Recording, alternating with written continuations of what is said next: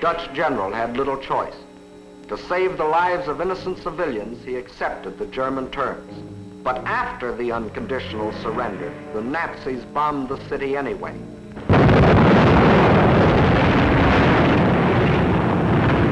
Flights of unopposed German bombers flew low over the center of Rotterdam and methodically bombed it into a heap of rubble.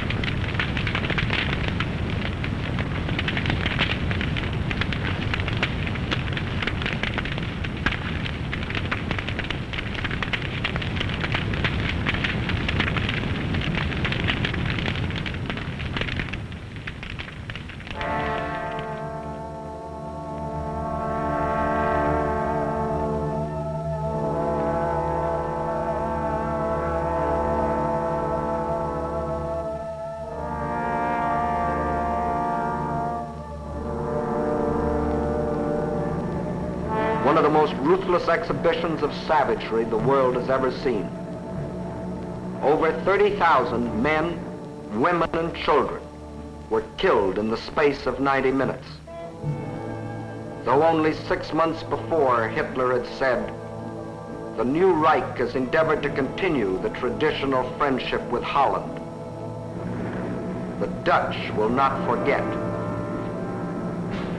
Meantime, in Belgium, the whole force of Nazi blitzkrieg had stormed across its neutral borders.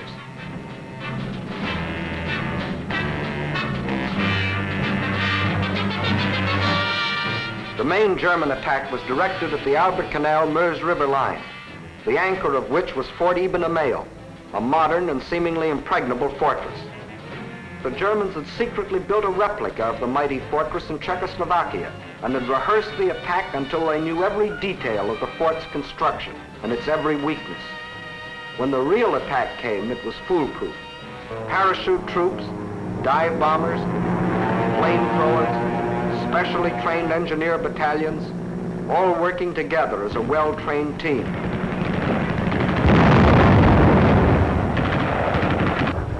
They knew exactly where to cross the river.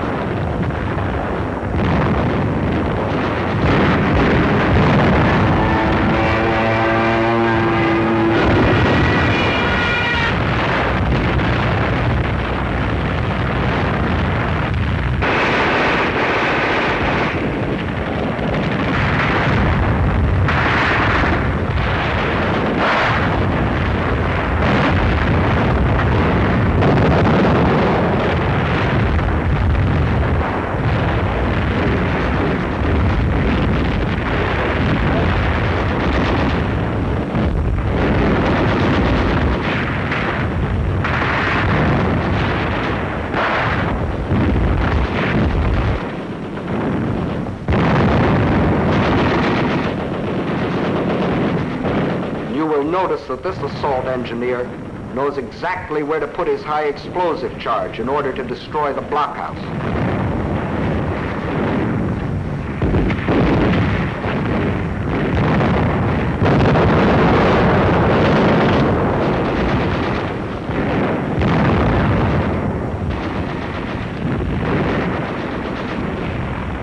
Fort Eben-Emael withstood the Nazi attack exactly 2 days, and the German armies rolled on.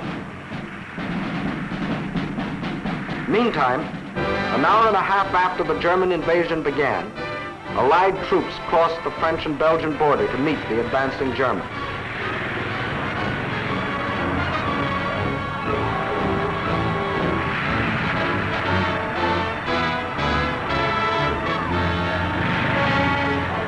As they raced across Belgium to take up their defense positions, they met an obstacle they hadn't counted on: refugees.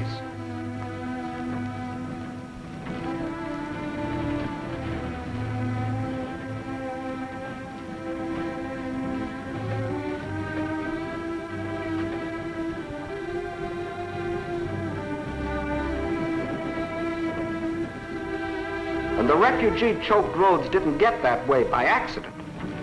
The Nazis methodically bombed little towns and villages, otherwise devoid of any military value, not so much to kill as to drive the inhabitants out onto the highways. Then, by expert machine gunning, the Nazis would herd them along in terror-stricken flight to hopelessly entangle the advancing Allied armies.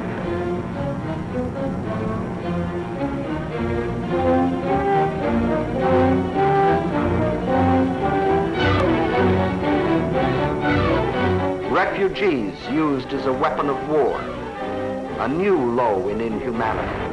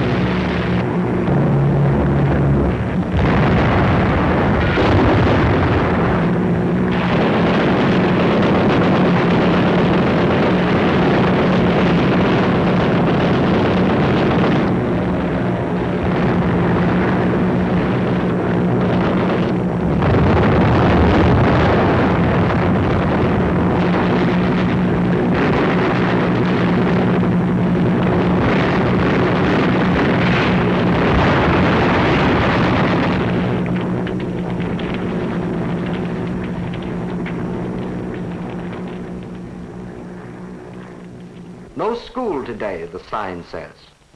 The children are otherwise occupied.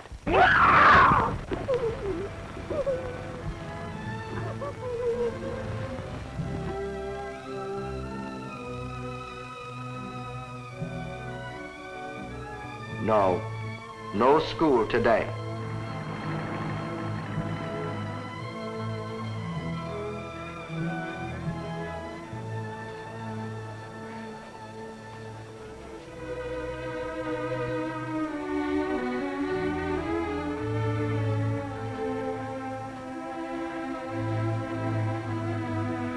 Although only 6 months before, Hitler had announced, "The Reich has put forth no claim which might in any way be regarded as a threat to Belgium. The Belgians will not forget."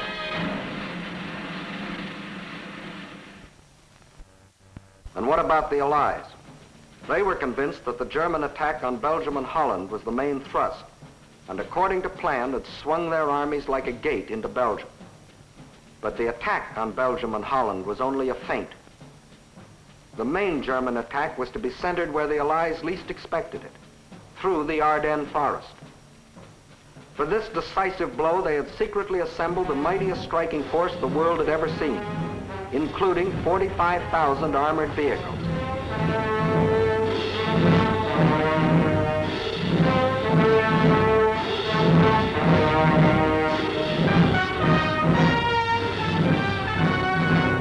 At the same time that the Nazi armies were plunging into Holland and Belgium, this column started to move.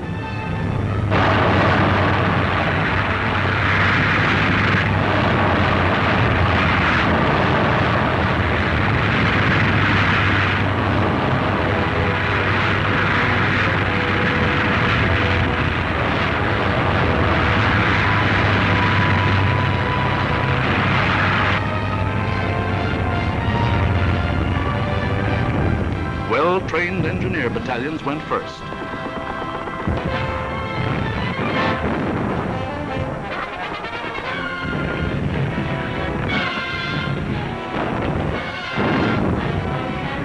They were opposed only by scattered Allied patrols.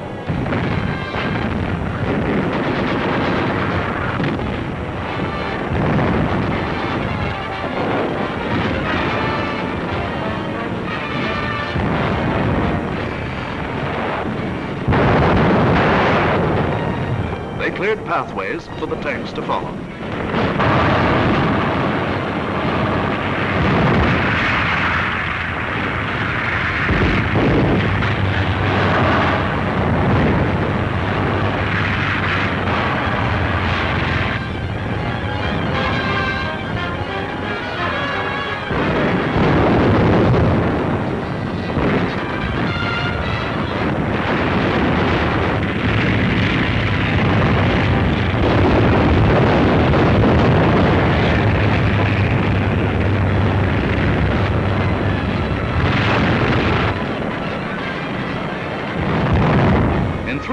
The Germans' armored force reached the Meuse River, 2 days faster than the French thought any troops could get through.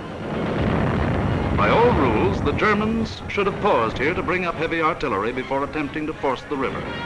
But the Nazis had a new type of artillery, dive bombers. With them, they blasted the French positions across the Meuse.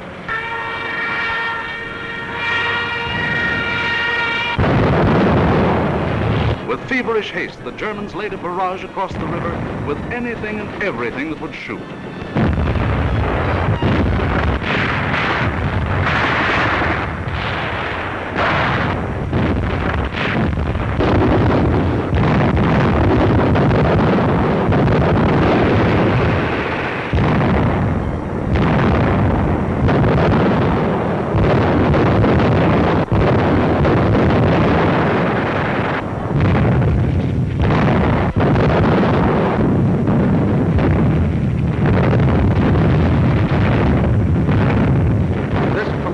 Concentration of firepower continued all through the night.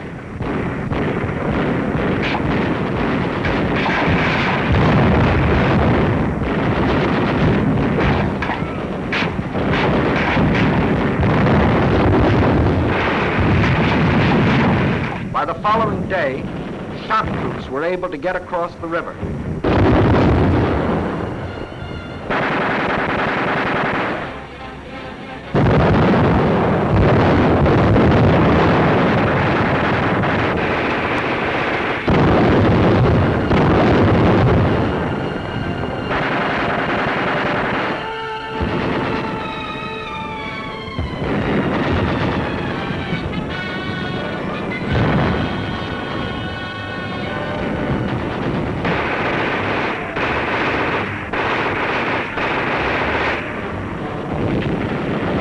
These shock troops held the bridgehead until the engineers brought up pontons and built bridges.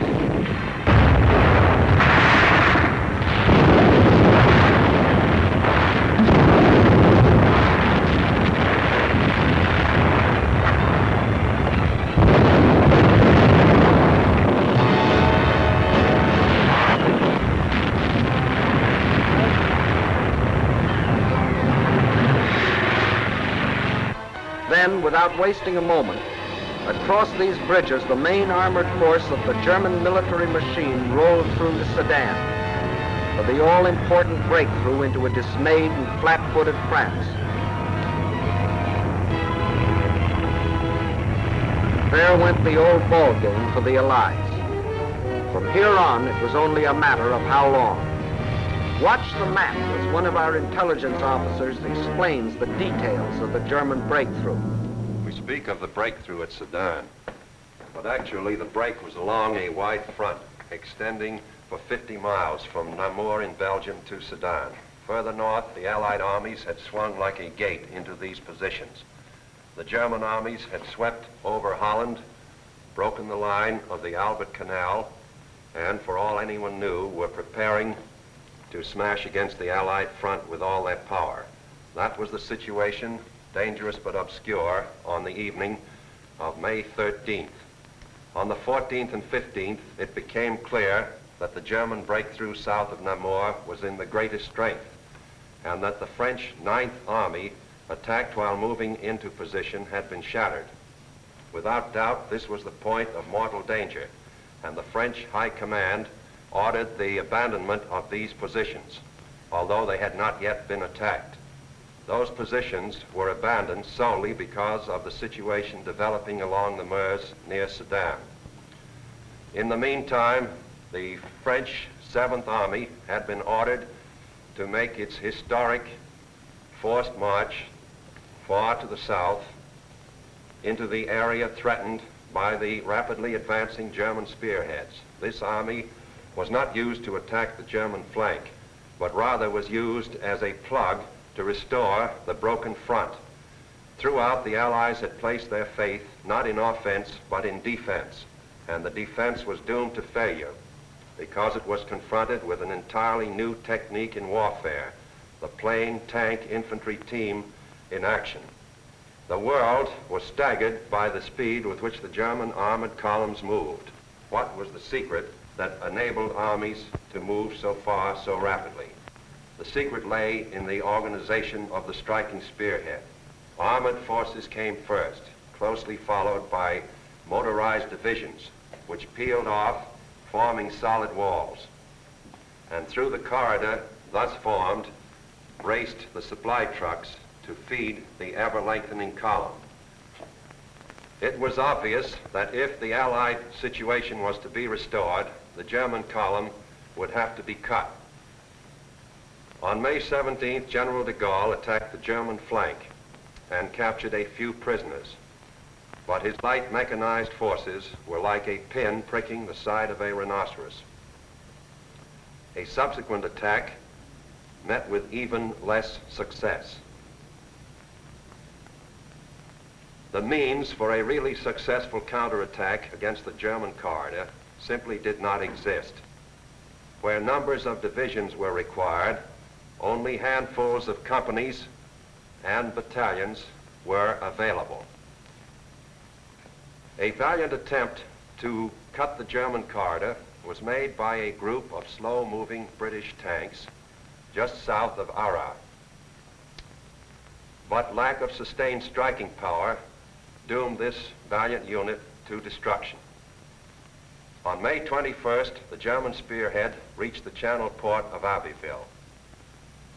Protecting their flank along the Somme, the Germans fanned out to the north and east. This was to be the perfect battle of annihilation.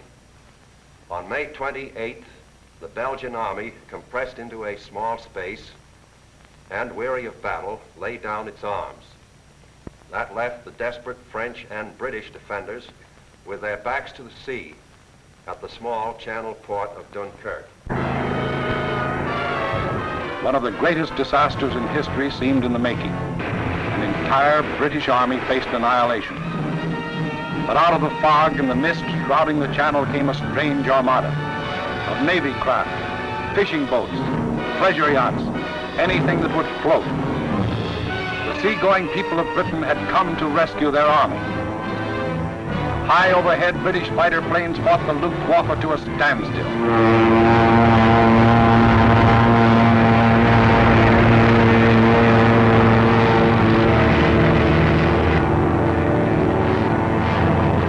While below, small Allied suicide units held the Germans back long enough for the miracle of Dunkirk to take place.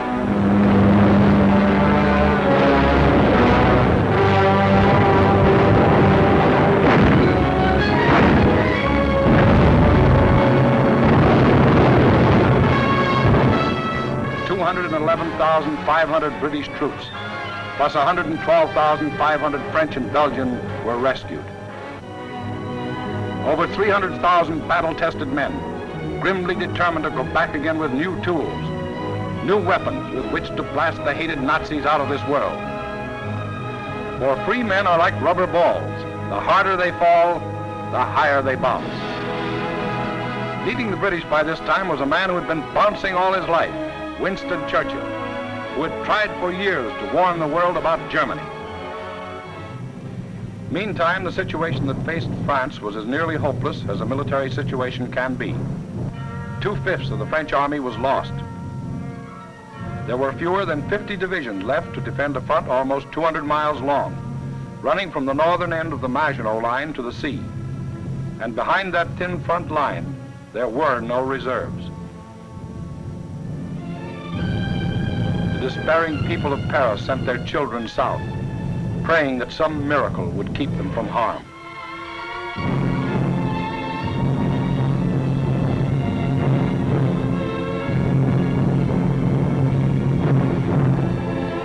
The hopeless men of the French army, without adequate arms or equipment, braced themselves for the coming blow.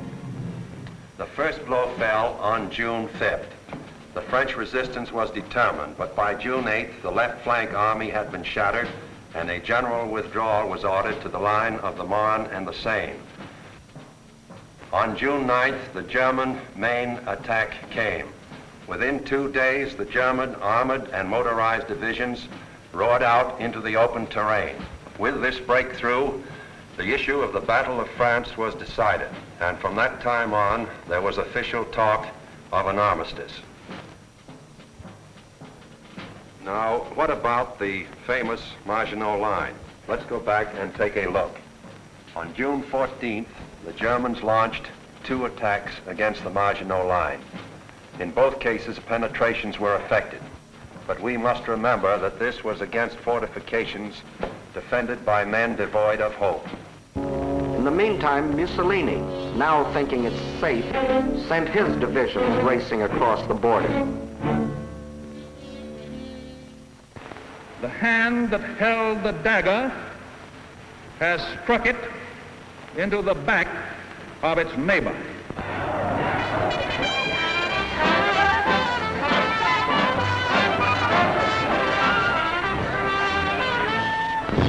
Organized resistance in France was no longer possible. The government faced 2 alternatives: retire to North Africa and carry on from there, or give up the struggle. France's leaders were old and tired, and the oldest and most tired was Marshal Pétain, egged on by men like Laval, who saw in a German victory his chance for personal power. On June 16th, Pétain asked for an armistice. The news is carried to Hitler, who received this word of a great nation's fall in a characteristic manner. Also characteristic were his terms for the armistice. It must be signed in the coach where Marshal Foch met the defeated Germans in the last war.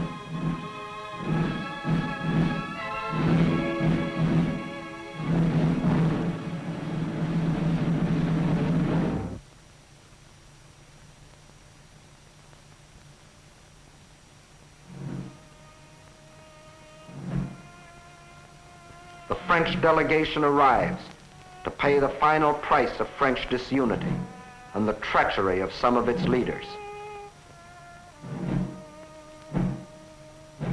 The final price, a price that for centuries to come, the French won't forget.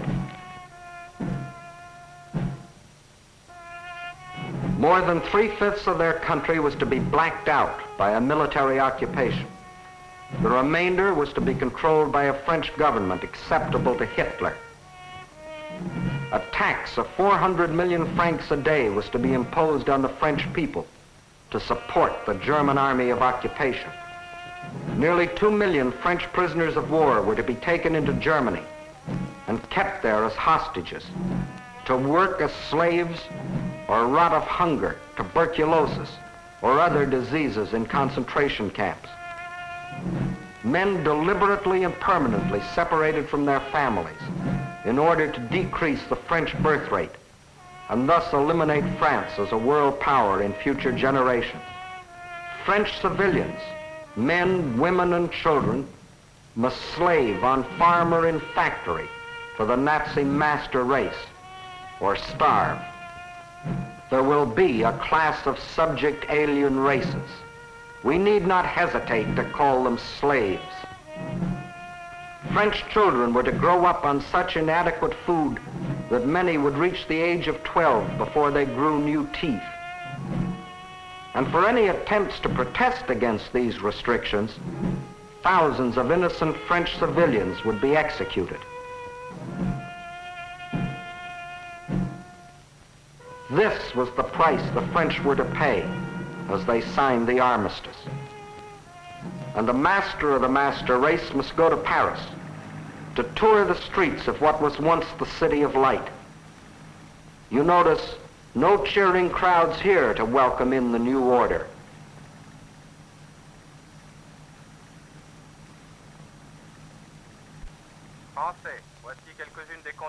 When the people of Paris come to the streets again, it is to hear the voice of dictators, telling them what they must do, how they must live, what they must say, what they must think, telling them how to be slaves. Gone is the Republic of France. Gone is free speech and a free representative government. Gone is liberty, equality, fraternity. These are the French. With their ears they listen, but their minds and their hearts, these are down on the Mediterranean where the battle colors of the regiments are being taken to Africa, out of the Nazi grasp. The people weep as their glory departs, for they don't as yet know that France has hope, a rallying point.